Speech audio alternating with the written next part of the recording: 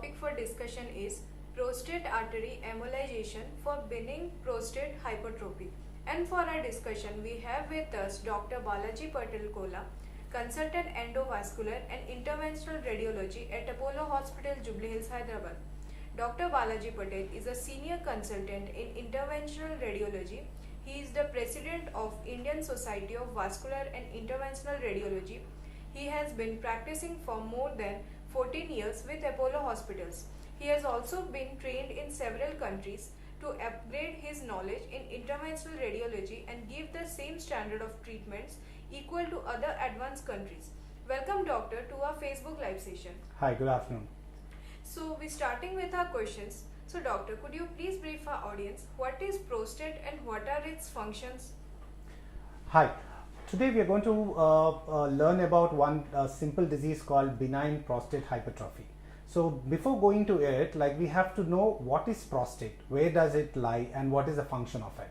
So prostate is a walnut shaped organ which lies at the base of the bladder. So it not only controls the urine outflow because the urethra goes through it, and it also controls it produces the seminal fluid. So the function of prostate is manufacturing the seminal fluids, releasing few hormones which are responsible for testosterone function, and even the controlling the urine flow. So doctor, what is BPH and what are the symptoms of BPH? Yeah, so we are talking today about benign prostate hypertrophy. So when you call benign, we all know that every lesion is divided into benign and malignancy. So malignancy is something which doubles very fast, doubling time will be over weeks or months, but benign, it will grow very slowly. So in the same way, the prostate, which is functioning all through our life, grows in size and increases in its volume. So this is called as benign prostate hypertrophy. As we have already discussed that the urethra passes through the prostate. So whenever the prostate is increasing in size, it compresses the urethra and it causes a lot of lower urinary tract infections or problems. That is called as benign prostate hypertrophy. So doctor, how do you treat BPH and what are the usual treatment options? Yeah, so BPH, now first we have to recognize that a patient is suffering from benign prostate hypertrophy.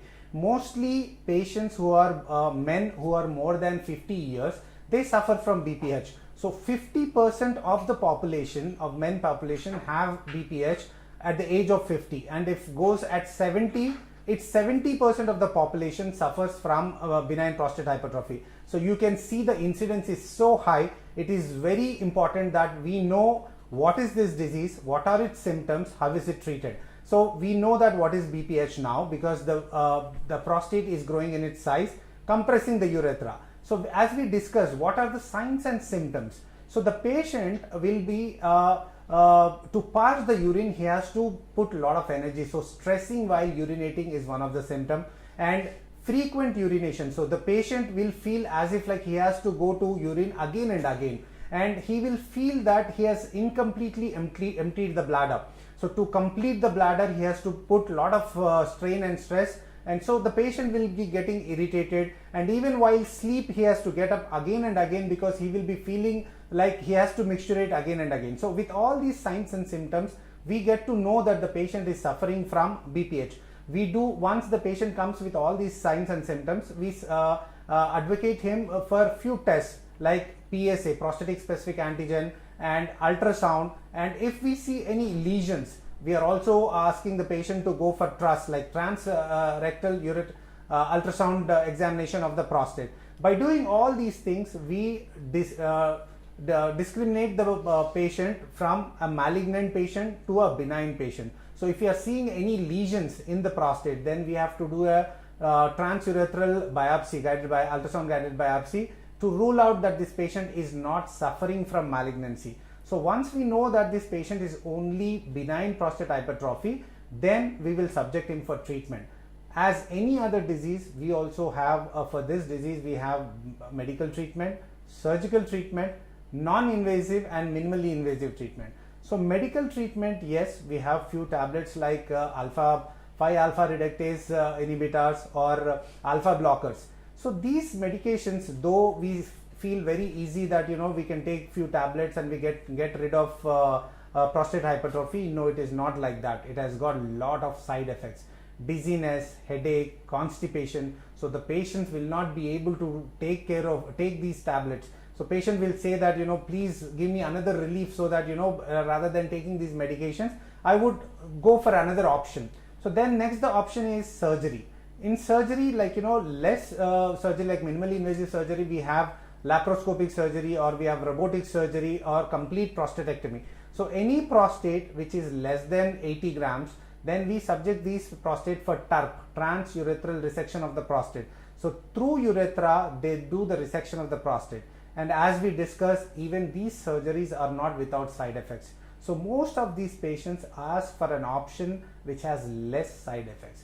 Though it is a gold standard treatment for prostate hypertrophy, TURP has also got a lot of side effects. And if the prostate is in bigger size, like it is more than 80 or 100 grams, then they go for prostatectomy. Even prostatectomy has a lot of side effects. So with all these options having a lot of side effects, there is a need for a new technique which is called as prostate artery embolization. As we all know that if you have seen any cardiac patients, initially few years back we used to do only cardiac bypass. Now through catheter we enter through a small puncture and we are doing stenting of the cardiac arteries, and we are avoiding these big bypass surgeries. In the same way, we enter through a small pinhole and go and block the arteries which are supplying the prostate, so that the prostate shrinks. So it is so easy technique, and even when compared to its alternative options like surgical options or medical options, the side effects are very, very less. So doctor, what is prostate artery embolization and how do you treat it? Yeah, so as we told that it is benign prostate hypertrophy. That means the gland is increasing in size than its normal. So whenever any organ is increasing in its size, it would require a lot of blood supply. So when you cut down the blood supply of that organ, it automatically shrinks. So in the same way, what we do a small puncture in the groin, and then we enter into the arteries, that is called prostatic artery, which is supplying to the prostate. So we will be having the right prostate artery and the left prostate artery supplying the both globes of the prostate. So by blocking these prostatic arteries by PVA particles, we call as polyvinyl alcohol particles, small particles which enter into these arteries, and they block the arterial supply to the gland. By that we shrink the gland and we decrease the pressure which is forming on the urethra, so that all the symptoms which are because of the urethral compression disappears. So doctor, are there any radiation problems if we do the prostate artery embolization? Not at all, because we already discussed that many of the cardiac patients are getting this stenting done. In the same way, it is only one day procedure, a 45 minutes procedure, where the radiation dose is very less. So there is nothing for you to worry that it's a cath lab procedure, the radiation would be there. No, not at all. It is a myth that people think about radiation.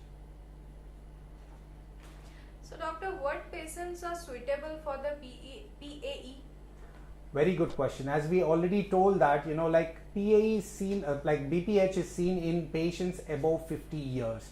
So above 50 years patients, that they might be diabetic, they might be hypertensive, they might be having another comorbid conditions. So whenever we want to take these patients for surgery or medical treatment, because of the side effects, because of these comorbid conditions, they are not suitable for surgery. But PAE is such a minimally invasive procedure that any patient of any age with any comorbid conditions, we can easily take this patient for this procedure, and they are all suitable for this procedure.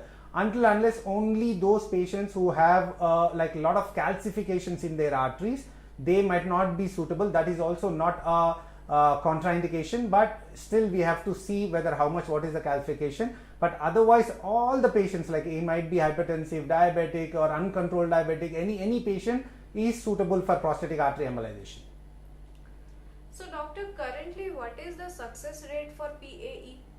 Yeah, so the first part is, as we discussed, there are a lot of other alternatives for benign prostate hypertrophy, but still why we should prefer prostatic artery embolization. We've already discussed about medical treatment, where it has to be long term. We have to take these tablets with a lot of side effects which patient is not able to bear. Surgical, yes, we told that the Foley's catheter has to be in situ. There is a lot of incontinence, retrograde ejaculation. All these side effects are there when you get a surgery done. So without side effects and without these things, we are doing prostatic artery embolization, number one. Number two, the result of the treatment will be evident within 1 month. See, because as I told you, the circulation, the food supply or the blood supply to the prostate organ is cut off.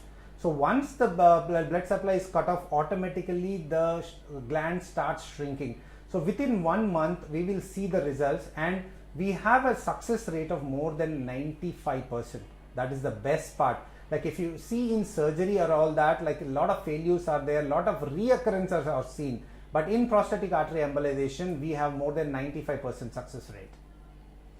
So sir, as you have told about the side effects in medical and surgical options, so what about PAE? Yeah, so I've discussed that you know, the side effects when compared to medical and surgical options, PAE has very less or no side effects. So it is only side effects as usual, as I told you, like when it is not done by an expert. Like we are intervention radiologists, we are expert in doing all these minimally invasive procedures.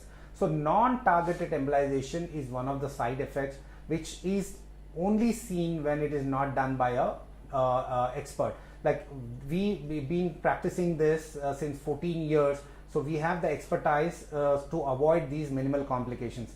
Otherwise, the complications are very minimal, and it is very safe procedure for all ages patients. So doctor, usually what is the recovery time? See, when you get a surgery done, surgery is again, it's a major, whether it's a prostatectomy or TURP, yes, it has got its recovery time. But in US, where I have learned this procedure, we do it as a daycare procedure. So patient can just walk in, get this procedure done and go back home. Such a beautiful one. So in the same way, but over here we keep the patient for 1 or 2 days. We keep the Foley's in situ so that the inflammation get reduced, and within 2 days we ask the patient to go home and continue his work. So maximum 2 days or 3 days is what we are asking for the patient to spend. So coming towards our audience question, so how many years does the PAE last? See, the prostate, I told you that prostatic artery is there. So we are embolizing the prostatic artery with permanent embolizing material. We are not using temporary embolization. So once we have done, it's a very good effect, and mostly like all the patients whom we have seen, like we have not seen any recurrence, and it is continuing, like you know, it's a new procedure. So we have done in maybe like a few hundreds of patients, and we have not seen any recurrence until 2 or 3 years. We have not seen any recurrence until now. So doctor, what foods shrink the prostate? See, food is not important, like you know, as we already told that we are already using some medicines which influence the growth of the prostate. There is no food which can control the size of the prostate or reduce the prostate size. So does PAE reduce PSA? No. This is a very beautiful question. Like you know, what PSA is prostatic specific antigen, and whenever PSA is high, that means that the patient can be a candidate for malignancy. So we have to rule out, we have to do a proper scan, whether we can do an MR to see if any lesions are there in the prostate. If the PSA is high, even if the lesions are there, we have to do a biopsy to rule out whether it is malignancy or a benign lesion. So PSA cannot be lowered down by prostatic artery embolization, but we have to monitor PAE before doing the prostatic artery embolization. So doctor, what happens if this is left untreated? See, benign prostate hypertrophy, as I told you, it keeps on growing in size, and once it grows completely bigger than 100 grams, then it completely occludes the urethra. So for the patient to urinate, it will be very difficult. Until unless you put a catheter, patient will not be urinating, and even if you don't put a catheter, the urine will get collected in the urinary bladder, and it will form infection, stones and all these. It will lead into kidney failure. So it is very important that we treat BPH as early as possible. So doctor, does this procedure comes under insurance? Yes, this procedure is accepted by all the insurances. Any patient who has got insurance can walk into Apollo with if he is suffering from BPH, he can be treated. So sir, do we need a catheter after a PAE? Yes, when compared to prostatectomy, when compared to TURP, the in situ Foley's catheter is only for few days. That is like 1 or 2 days. That is only to prevent the inflammation of the bladder, the urethra. So when compared to TURP, it is only shorter period. But when done in TURP, we'll keep it for more than a week or sometimes 15 days or something like that. And you see a lot of blood coming out of the urine, which we don't see in prostatic artery embolization. So doctor, what are the main causes of benign prostate hypertrophy? There is no main cause which is detected because of which this benign prostate hypertrophy is happening. So that you cannot attribute to any factor which is causing benign prostate hypertrophy. It's only age related disease. Like when men get old, like more than 50 years, the prostate keeps growing in size and cause these lower urinary tract symptoms. So doctor, are bananas good for enlarged prostate? And doctor, could you please suggest any other foods? As I discussed already, like there is no food which can control or which can minimize the size of prostate. So please do not follow all these things thinking that this would reduce the prostate size. Whenever the patient is suffering from these symptoms, as I told you, lower urinary tract symptoms, patient has to come and see a doctor, get a simple ultrasound to measure the volume of the prostate. He can even see pre-urinary volume and post-void urinary volume to see how much urine is remnant even after urination. So that shows that the patient is not able to urinate completely. That shows that the patient requires treatment. Whenever he requires a treatment, it's better to go for a medical treatment. So doctor, what is the main cause of prostate enlargement? As I discussed you, there is no main cause, like it's only age related disease. You cannot attribute to anything why the prostate is increasing in size. In all men, as you see, like over 50 years, we see this disease as a general disease. So are there any particular drinks which is good for our prostate? No, not at all. As I told you, no food or no drink can affect the size or decrease the size of prostate. So coming to our last question. So doctor, could you please tell our audience about the facilities provided at Apollo Hospital, Jubilee, Hyderabad? Yeah. So see, for prostate artery embolization, all hospitals are not equipped because we require a cath lab with a DynaCT. So in DynaCT, we see that all the medicine what we are giving is going only to prostate. So this machine is not available with all the hospitals. It's only very few hospitals it is available, number one. Number two, to do this procedure, we require a lot of expertise. So this is the expertise which I've gained. I've learned it in Miami, USA, and I've trained from there and I've started using it here. So it is always better to go to a facility which has got all the machines required for the treatment, number one. Number two, as I told, like all the insurances are applicable in Apollo, and all the doctors over here are very experienced, and not only just doing prostate artery embolization, but also we have to evaluate the prostate continuously, follow the prostate, and then treat the prostate. So all these things are multidisciplinary. So we have got a good urology team, we have got a good intervention radiology team, we have got good radiology team. So with all together, we form the treatment for the prostate. So dear viewers, we have come to the end of our session and hope we have covered all aspects. If you still have more doubts, you can book an appointment with Dr. Balaji Patel and clarify your doubts. Thank you, doctor, for educating our audience in today's session. Thank you very much. Thank you for joining us. Stay tuned for more such educative live sessions. Namaste.